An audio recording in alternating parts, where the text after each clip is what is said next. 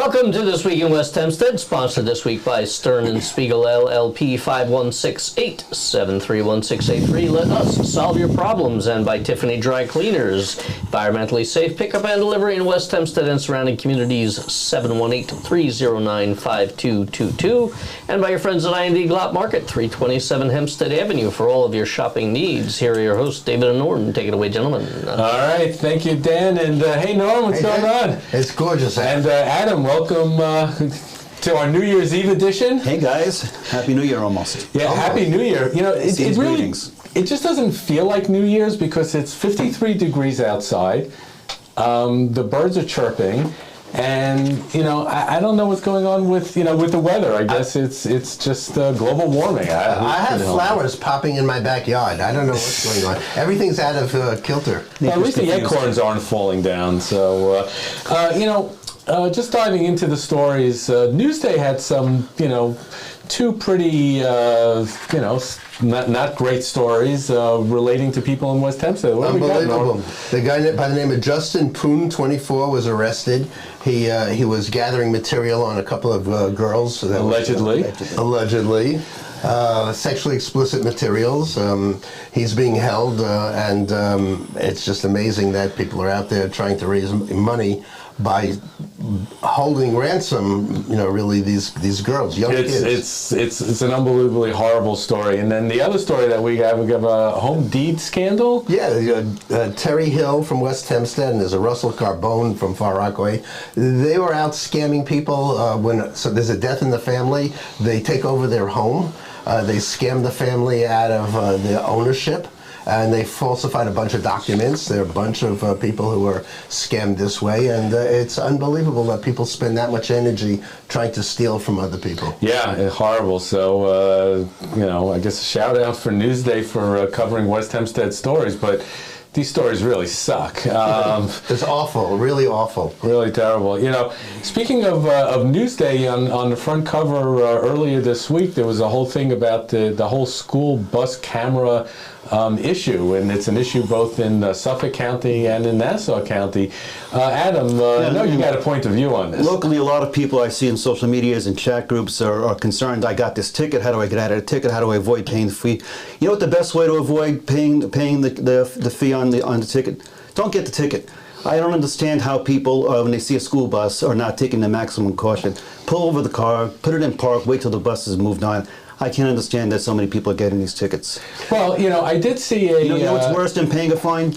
Having on your conscience that, God forbid, that some child was injured. So, completely agree. And, there's nothing worse than, passing a school bus, with the red lights on. I mean, we get that. Yeah, what are you thinking? What are you thinking when you know that there are children I would out come there? to a complete stop, wait till the bus is moving, wait till you see no children on the street, and then move. Where are you going to in such a rush that you can't wait 2 minutes? What I will say is only this, that people are in their cars, they're not thinking. I mean, you see this all the time in general, so That's why we have so many accidents. You need to be thinking. The truth is, the stop signs are there. You're supposed to stop. You're required by law to stop. And the fact is, people are in their cars and they're brain dead. No, I completely agree, but there's a but.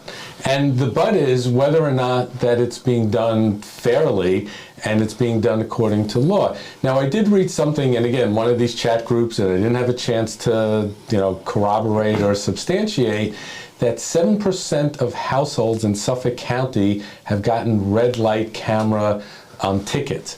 That seems like a huge amount of people. So the question is whether or not these cameras are doing exactly what they're supposed to be doing. Meaning, like if you're sort of like inching out in your driveway and it takes a picture, is that legal? Is that not legal? Look, I don't think we can question that. Like everything else around governments, this is a revenue grab. If you look at the speed cameras all over Brooklyn, all over Queens, those things are designed to help them deal with budget issues. It's also a deterrent. Yeah, right. And what better deterrent than taking maximum safety when there's a school bus and children? Yeah, I agree.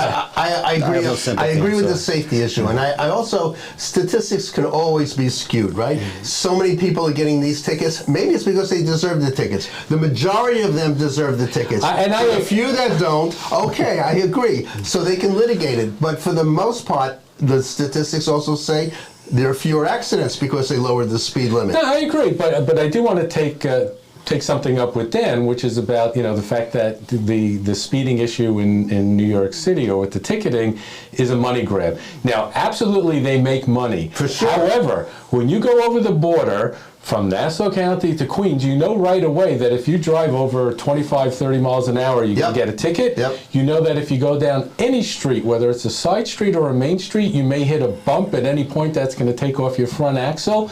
So you just slow the hell down. When you come to Nassau County, it's like boom, you hit the gas and away you go. It happens to be 25 miles an hour is annoying as hell, but you have to do it, and only doing it because the cameras are there. It's Otherwise, also, it would never an hold up. efficiency. It's an efficiency for the county when you have these deterrents. You have less emergency response time, less first responders, and that brings costs down too. Not to mention the human toll. Well, it's a very, very complex issue. Since we're not going to solve this libertarian or otherwise, maybe now's a good time for us to take a commercial break, and we'll pick it up after. All right.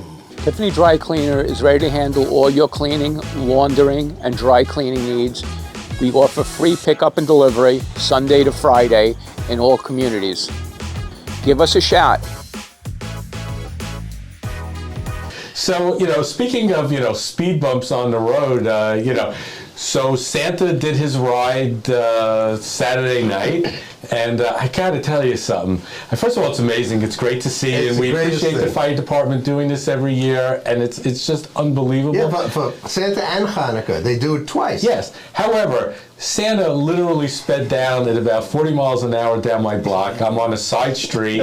By the time I heard the siren and I ran out, I couldn't even get a picture. He's holding on for his dear life. But fortunately, at least for us anyway, they broke down a few miles away, and this was not because of a speed bump. This was, I think, the fire truck just broke down, and Dan was on top of it. So Dan, what happened? Well, thankfully, I have a friend on the department. Thank you, Paul. Very kind of you. Who sent me a text and said, "Hey, guess what? We're stuck on Walnut and Fairlawn." I said, "What do you mean you're stuck?" He's like, "Well, Santa's engine broke down."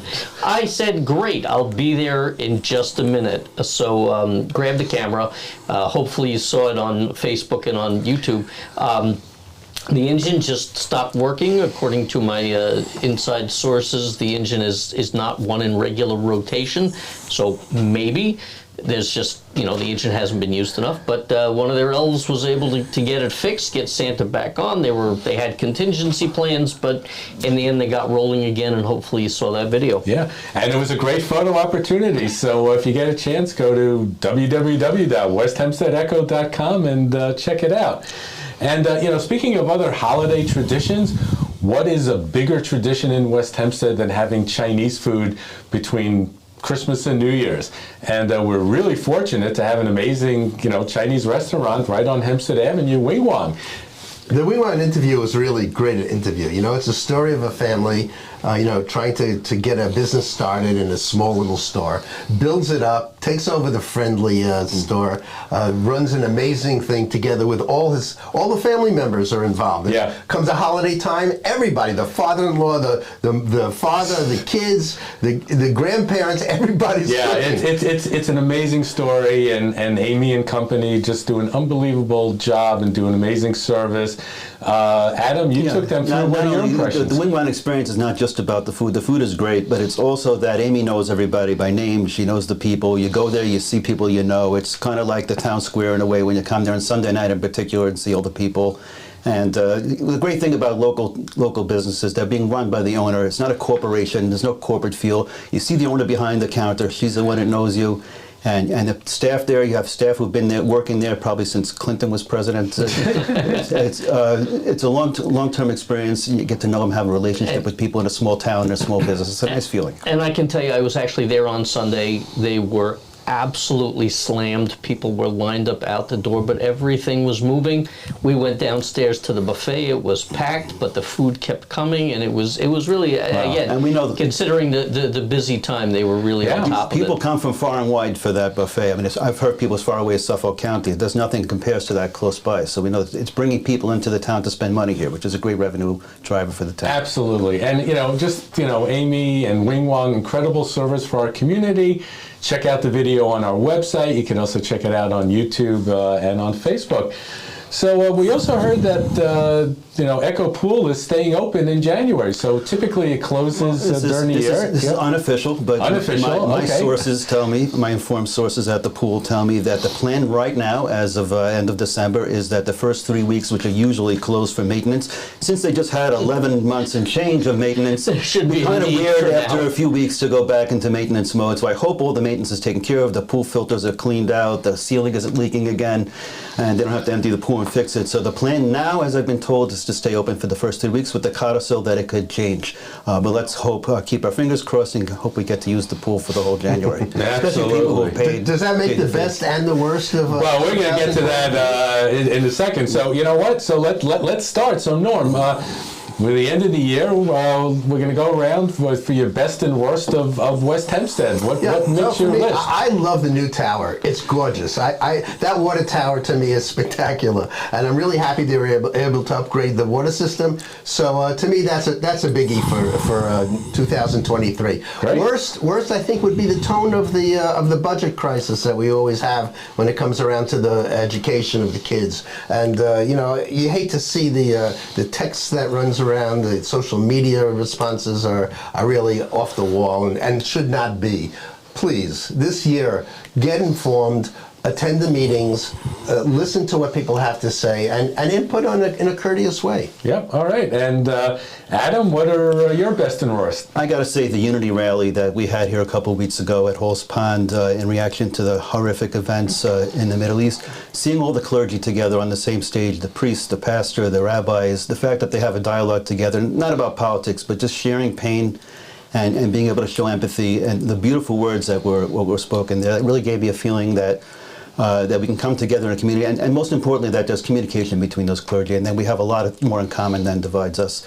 As far as the worst, I got to go back to the pool. I'm sorry. I feel that to have the place closed for 10 months, and if it was necessary, it's necessary. But the lack of communication to the users, the lack of transparency, not having a website where you can go, and I understand they want to manage expectations, and the fact that it opened coincidentally just a few days before the election, I don't know.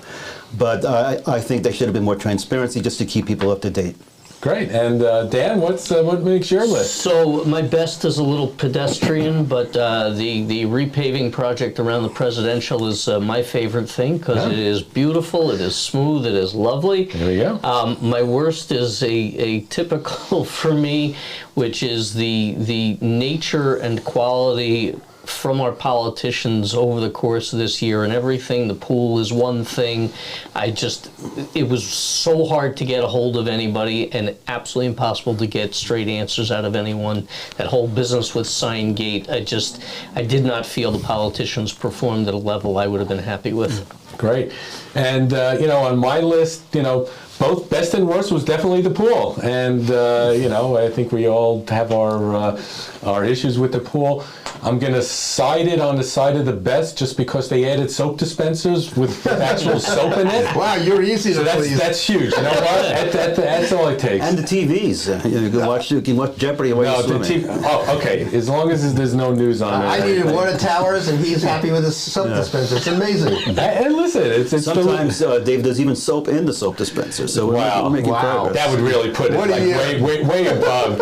And in the worst, $390. And in the worst list, I have to agree. It's the whole school budget and this whole situation of kind of the community of us versus them. Not even sure who's who, what the issues are. Now the commitment for Echo is to cover this story, but not to just wait till a couple of weeks before the election and until everything heats up.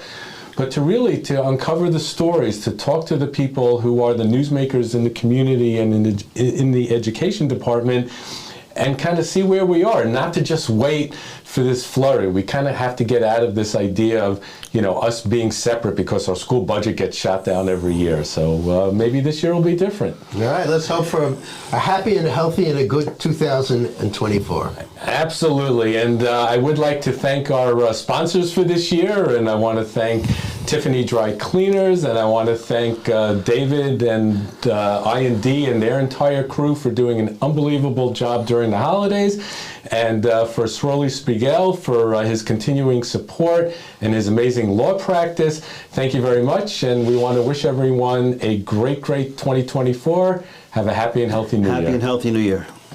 Thanks for watching, everybody. If you would like to sponsor our program, much like Stern and Spiegel, I&D, and Tiffany Dry Cleaners, please reach out to us at sales@westhempsteadecho.com.